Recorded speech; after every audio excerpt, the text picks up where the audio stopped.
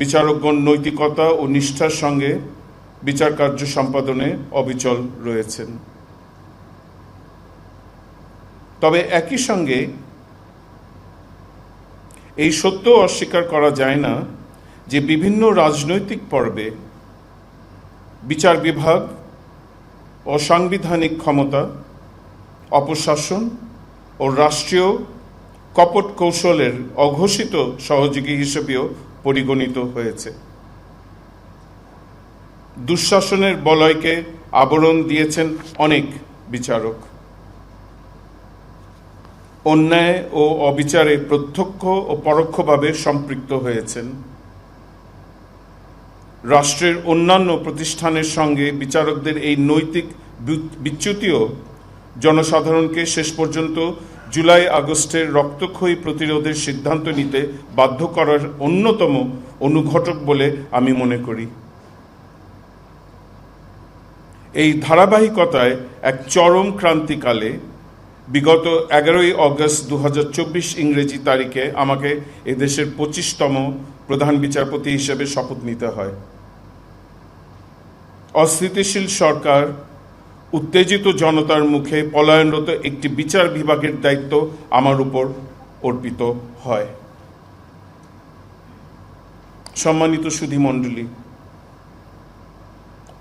Bangladesh supreme কোর্টে 22 বছরের পথ চলায় আমি যে সকল আদর্শে নিজেকে সবসময় বেঁধে রেখেছিলাম তার কেন্দ্রে ছিল মিতভাষিতার শিষ্ট অনুশীলন। আমি বিশ্বাস করতাম শব্দের উচ্ছ্বাস নয়, বরং পরিমিত উচ্চারণ ও স্থির সংযমী বিচারকের প্রকৃত মর্যাদা রক্ষা করে। তবে প্রধান বিচারপতির আসনে অধিষ্ঠিত হওয়ার পর বাস্তবতা আমাকে নতুন উপলব্ধির মুখোমুখি করেছে। সংস্কারের জরুরি প্রয়োজনে শুরুতেই নীরবতা ভাঙতে হবে বলে আমার মন আমাকে নির্দেশ করেছিল।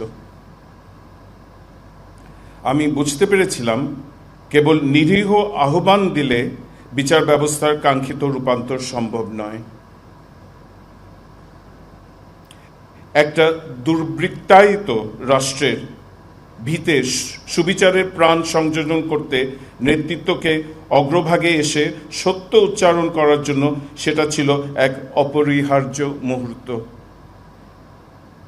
এই প্রেক্ষাপটেই 21শে সেপ্টেম্বর 2024 তারিখে আমি সারা দেশের সকল বিচারকদেরকে সমবেত করে বিচার বিভাগের আমূল সংস্কারের জন্য একটি রোডম্যাপ উপস্থাপন করি।